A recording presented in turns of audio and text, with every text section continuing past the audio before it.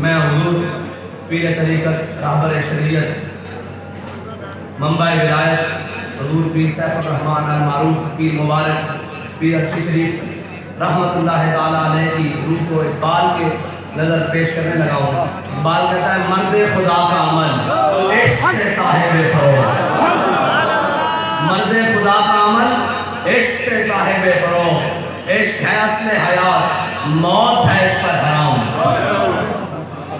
مرد خدا کا عمل عشق سے صاحب فروغ، جو حضور مبارک نے عشق کی شمع جلائی وہ صاحب فروغ بھی بیٹھی ہے۔ وہ افغانستان سے لے کے خراسان تک، وہ پاکستان سے لے کے چیچنیا تک، اور پوری دنیا میں صاحب فروغ بھی پھرتی ہے۔ مرد خدا کا عمل عشق سے صاحب فروغ، عشق ہے اصل حیات موت ہے اس پر حرام۔ تم تو سبک سیر ہے گرچہ زمانے کی رو، تم تو سبک سیر ہے گرچہ زمانے کی رو، عشق خود ایک سیل ہے اور سیل کو لیتا ہے تھام۔ عشق خود ایک سیلاب ہے جو ہر سیلاب کو تھام لیتا ہے، خوش عشق خود ایک طوفان ہے جو ہر طوفان کو سنبھال لیتا ہے، خود عشق خود ایک دلیر ہے جو ہر ظالم کو سنبھال لیتا ہے۔ اور عشق امیر جنود، عشق لشکروں کا امیر ہے، لشکروں کا، سیفیوں کے لشکروں کا امیر ہے، ہاں جی رضویوں کے لشکروں کا امیر عشق، بھاویوں کے لشکروں کا امیر عشق، نشبندیوں کے لشکروں کا امیر عشق، عشق امیر جنود، عشق فقیہ حرم، عشق ہے ابن السبیل اس کے ہزاروں مقام۔ یہ کبھی فیض آباد میں چلتا ہے، کبھی جناب لاہور سے دادا صاحب سے چلتا ہے، کبھی جناب بابا جی کے قدموں سے چلتا ہے۔ عشق کے ہزاروں مقام ہیں۔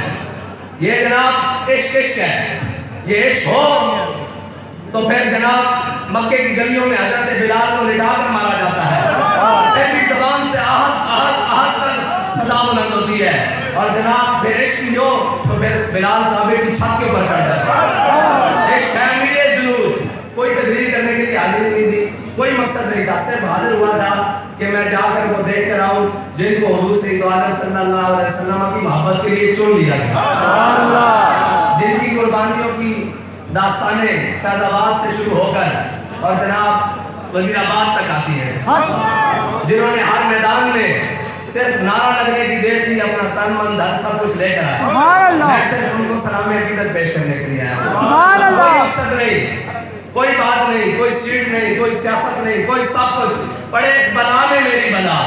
ہمارا تو مقصد یہی ہے کہ حضور کا نام بلند ہو جائے، اور یہی مقصد ہے کہ بابا جی ہمیں بتا کر گئے رہے گا یوں ہی ان کا، رہے گا یوں ہی ان کا، رہے گا یوں ہی ان کا۔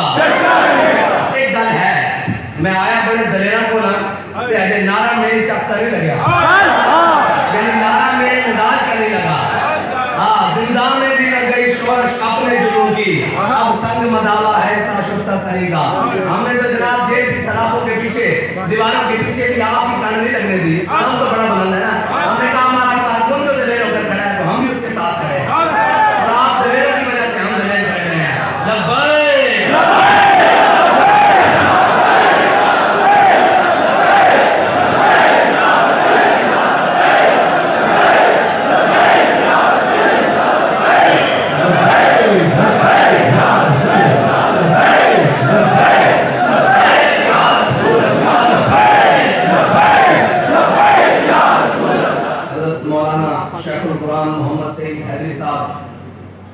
مطال اللہ وطول حیاتی، اور جناب پیر طریقت رہبر شریعت سرمایہ ملک و ملت شیخ القرآن والحدیث پیر محمد حمید جان سیفی صاحب مجدد صاحب، ان کی بارگاہ میں صرف سلام عقیدت پیش کرنے کے لیے آیا ہوں کہ جناب اللہ تعالیٰ نے جی اور جناب صاحبزادہ مفتی بشیر احمد صاحب اور حضرت میاں صاحب مبارک اور بہت بہت بڑے رجال بیٹھے ہیں، میاں محمد حنفی صاحب صاحب اور بہت بہت بڑے لوگ بیٹھے ہیں جن کا میں نام وہ چھپی ہوئی ہیں۔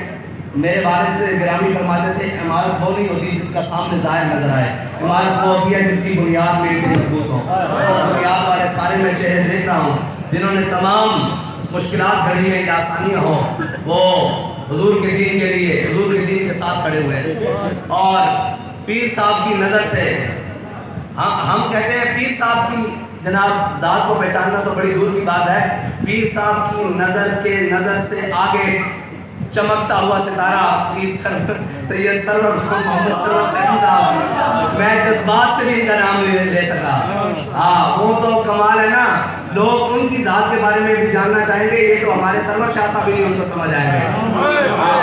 جتنے ساری عقل باس کر جاتی ہے عشق تو شروع ہوگا. جہاں ساری عقلیں ختم ہو جاتی ہیں عشق وہاں سے آغاز کرتا ہے. اور اقبال کہتا ہے ایک فقر سکھاتا ہے صیاد کو نقش چہری. اقبال کہتا ہے ایک فقر سکھاتا ہے کہ جناب شکار کو قابو میں لانا کیسے ہے. وہ شکار جو اپنے آپ کو بڑا سمجھتا ہو وہ کہے بندہ 150 ہے ہم ایسے گھنٹے میں خالی کرا دیں گے. ہم گھنٹے میں کوئی جناب پیسہ بات سالے چلا رہے ہیں. اقبال کہتا ہے ایک فقر سکھاتا ہے صیاد کو نقش چہری. ایک فقر سے کھلتے ہیں اسرار جہاں کی. ایک برے بازار پالا تھا ایک ملنگ جس کو جانتا ہی کوئی نہ ہوئے جناب اپنے پرائیں دے اتاب وچ ہوئے جو بھی نکل کے بانگ کٹے جناب اس نے پکڑ کے جناب کو اولے سوئیے تے اس میں کھلا جانا. ایک فقر سکھاتا ہے صیاد کو نقش چہری. ایک فقر سے کھلتے ہیں اسرار جہانگیری. ایک فقر سے مٹی میں خاصیت اکسیری. ایک فقر سے قوموں میں مسکینی اور دلگیری. ایک فقر ہے شبیری. بات کرتا ہے ایک فقر امام حسین کی طرح سب کو چھڑ کے کربلا جانا. لوگ حج واسطے آ رہے سن امام صاحب حج چھڑ کے کربلا جا رہے سن. ایک فقر ہے شبیری. اس فقر میں ہے میرا سے مسلمانی سرمایہ شبیر. سارا کچھ جمع کر کے لے آؤ جو کچھ کرو آخر دیکھیے کہ جناب مغز قرآن روح ایمان جان دین حق حب رحمت اللہ. جتوں کچھ جمع مرضی کر کے لے آؤ سارا کچھ اگے جتوں جمع تفریق کر کے لے آؤ گے اگے حضور دی ذات کریں. اور سارے واسطے اقبال کہہ گیا ہے نا بزرگاں واسطے اور جڑے مزار شریف کے اندر بیٹھے ہوئے رہنا واسطے بھی. اقبال کہتا دین اگر پختہ بے آدابش. اقبال کہتا ہے خوشیاں کو نہ بیٹھی اور انہاں کو نہ بیٹھی جنہوں نے سمجھ نہ آئے دی. دین اگر پختہ بے آدابش دین بغیرت صحبت اربابش. اقبال کہتا دین اگر سکھنے نا تو اللہ والے کو لا کے سکھنے انہاں نے قدمت بیٹھ کے سیکھی. پھر تینوں یہ دین نہیں سکھان گے پھر تینوں جہانگیر اور جہاں بان اور جہاں آرا بنا دیں گے. پھر یہ دسن گے کہ درس میں تجھ سے کیا کہوں کہ وہ سہارا نشی کیا تھے. یہ انہوں نے تسلسل ہے جڑا اسلام لے کے آیا قیامت تک 1400 سال تک اس نے رہنا. اور یہ اس کا تسلسل ہے. اللہ تعالیٰ نے خانقاہ اس واسطے نہیں رکھی ہیں. خانقاہ سے بڑے بڑے رجال پیدا ہوئے بڑے بڑے رجال. آخری بات حضرت بہاؤالدین نقشبند رحمت اللہ تعالیٰ علیہ آپ کی درگاہ کی چٹائیاں جھاڑی جا رہی ہیں. آپ کی درگاہ کی چٹائیاں جھاڑی جا رہی تھی. میں مجھے کہا کہ اردو میں بات کرنی ہے. آپ کی درگاہ کی چٹائیاں جھاڑی جا رہی تھی تو تیمور لنگ بڑا ظالم بادشاہ وہ گزرا تو اس نے دیکھا کہ حضرت شیخ بہاؤالدین نقشبند کی چٹائیوں کی درگاہ کی چٹائیاں جو جائے جھاڑی جا رہی ہیں تو اس نے کھڑے ہو کر نا کیا کیا اس نے وہ جو گرد و غبار تھی نا اندر لینا شروع کر دیا. امام ربانی نے فرمایا تیمور مرد بالی ماں اور واخر دعوانا